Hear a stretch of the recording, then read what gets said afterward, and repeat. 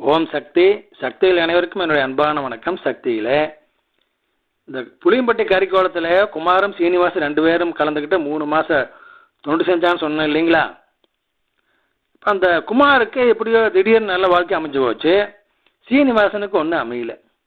சீனிவாசன் அம்மாவை நினச்சி வருத்தப்படுறாரு. என்னம்மா, நண்பனுக்கு எல்லாம் பண்ணி கொடுத்துட்டு எனக்கு ஒன்றுமே செய்யலையே அப்படின்னு நினச்சிட்டு பாத பூஜைக்கு போகிறார். பாத பூஜை அம்மா சொல்கிறாங்க, மகனே கவலைப்படாத, உனக்கும் படித்த பெண்ணா வேலையில் உள்ளவளா உன்னை கல்யாணம் பண்ணி வைக்கிறேன். என்ன, அவளுக்கு வலது கால் சற்று ஊனமாக இருக்கும், உனக்கும் வேலை கிடைக்கும், உன் குடும்பம் நல்லா இருக்குன்னு சொல்லி அம்மா ஆசீர்வாதம் பண்ணி அனுப்புகிறாங்க.